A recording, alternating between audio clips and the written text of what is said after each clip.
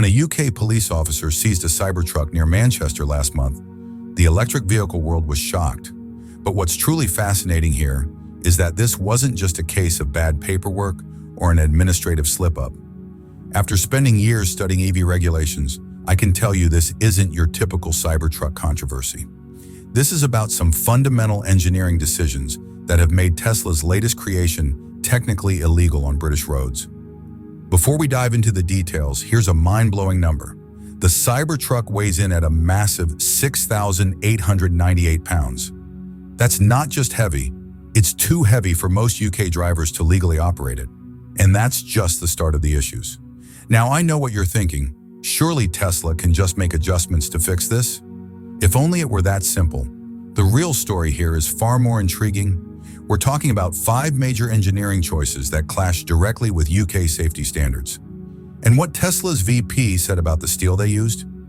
Wait until you hear that. Let's kick things off with one of the most obvious problems: the Cybertruck's sharp edges. UK law mandates that any protruding parts must have a rounded shape with a minimum of 3.2 millimeters radius. But the Cybertruck? It's more like a geometry teacher's worst nightmare, packed with sharp angles. This isn't just a cosmetic issue. These edges are essential to the vehicle's structural integrity. UK regulations aim to reduce pedestrian injury and accidents, and rounded edges on most vehicles help give pedestrians a better chance. But these sharp angles on the Cybertruck aren't just an aesthetic choice. They're key to the vehicle's exoskeleton design. You can't just round off those edges without completely compromising the vehicle's unibody structure. A look at a standard vehicle front end shows how traditional cars use multiple layers of deformation zones, while the Cybertruck's edges actually serve as load-bearing components. Changing them would mean re-engineering the entire structure. And get this, Tesla actually patented this edge design in a market where it's illegal to use it. Next up, let's talk about the Cybertruck's LED light bar. As sleek and futuristic as it looks, it doesn't meet UK lighting regulations in any way. For starters, UK law has strict requirements about lighting luminosity, precision, and visibility angles. The continuous LED bar on the Cybertruck fails 6 of these regulations. In traditional cars, individual light units are carefully positioned to meet these standards. The Cybertruck's integrated design, though, creates visibility problems from certain angles. And here's the kicker. While the software-controlled lighting system is innovative, it doesn't provide the redundancy required by UK regulations.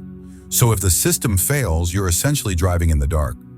What's really fascinating here is that Tesla did file patents for lighting systems that could have been UK compliant, but they didn't use them. Retrofitting the Cybertruck to meet these standards wouldn't be a simple bulb swap. It would require major structural changes to both the front and rear sections, at an estimated cost of around £15,000 per vehicle. And that's assuming you could even modify the steel body. Speaking of steel, Tesla's VP has proudly boasted about using 30x cold-rolled stainless steel for the Cybertruck, which sounds impressive. But here's the problem. In a crash, you don't want your car to be as rigid as a tank.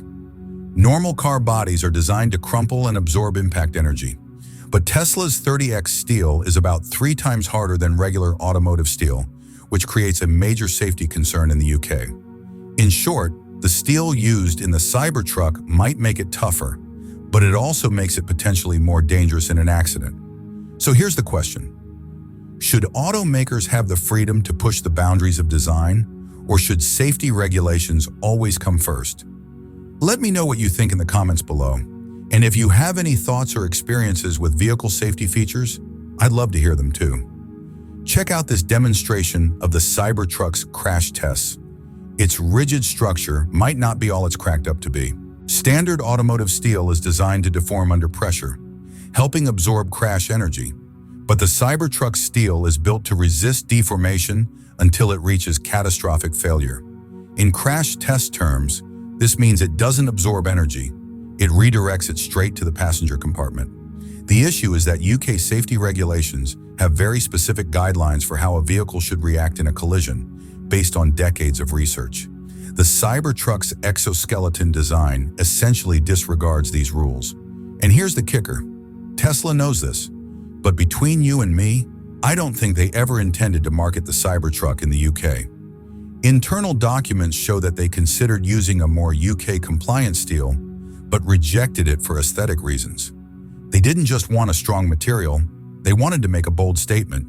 The thing is, in the UK market, that statement basically says, "Sorry, we're not street legal."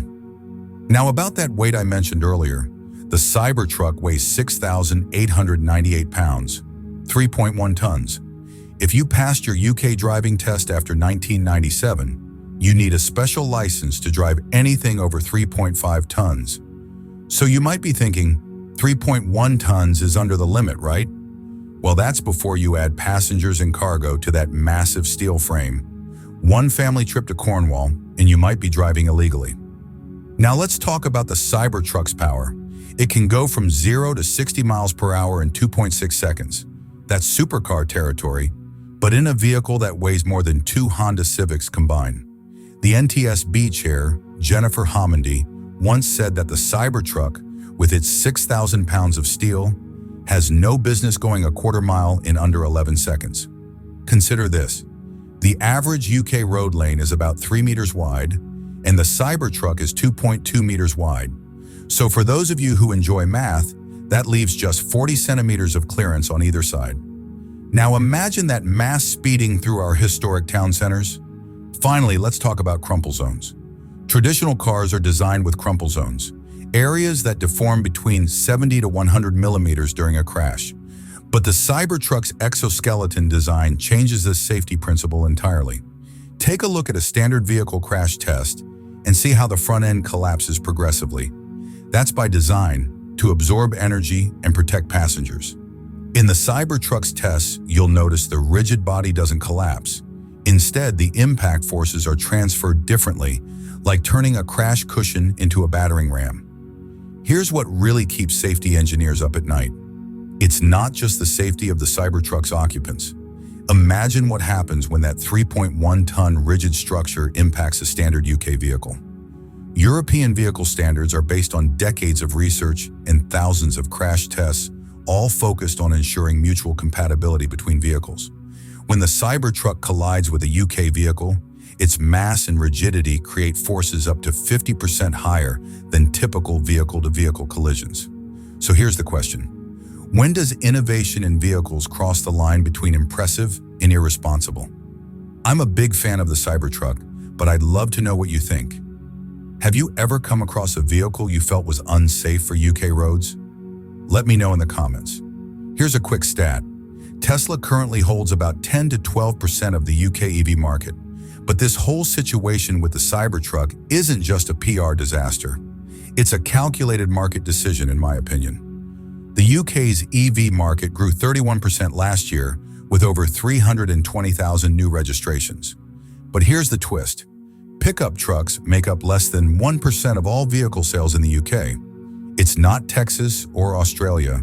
Here, we're a nation of hatchbacks and small SUVs. How do you think American vehicle designs translate to UK roads? If you've had any experiences with US vehicles in Britain, I'd love to hear about them in the comments. The real winners in all this, though, are European manufacturers who've been quietly watching as this unfolds. While Tesla focused on designing the Cybertruck to meet US regulations, companies like Volkswagen and BMW have been creating vehicles specifically tailored for the UK market. Even the Hyundai Ioniq 5 is designed with UK regulations in mind. EU regulations are a key factor here, and the numbers paint an interesting picture. A conservative estimate suggests that Tesla could lose around £450 million in potential sales over the next 3 years in the UK. While that's not a huge amount, it's worth noting that this likely doesn't represent the full picture. The truth is, the Cybertruck isn't just banned in the UK, it's facing similar hurdles all across Europe. This isn't a one-market issue. It's a preview of the future challenges global EV manufacturers will face with regulations. While Tesla was pushing the boundaries with the Cybertruck, they were also clashing with decades of safety research and regulatory evolution. Sometimes innovation means knowing which rules you can push against and which ones exist for very good reasons. But here's the most fascinating part. Tesla might have unintentionally done the UK EV market a huge favor By highlighting these safety standards so dramatically, they've sparked an important conversation about EV design philosophy. Should we prioritize shock value over safety, or should we innovate within proven safety frameworks? That's not just my perspective, though.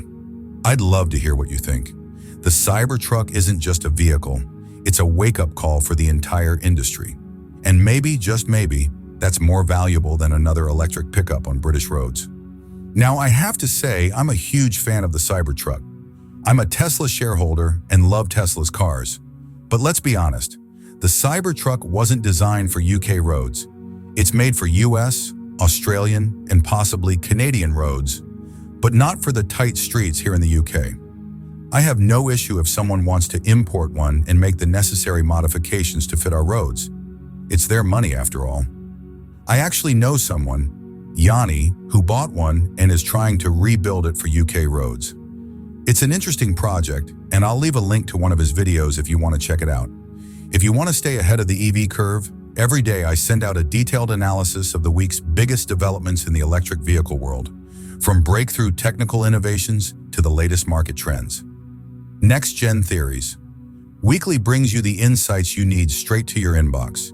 It's free, focused, and designed for people who want to understand where the EV industry is truly heading. Thanks so much for watching this video. I really appreciate every single person who watches my content. Don't forget to like and subscribe if you enjoyed this video. I'll see you in the next one.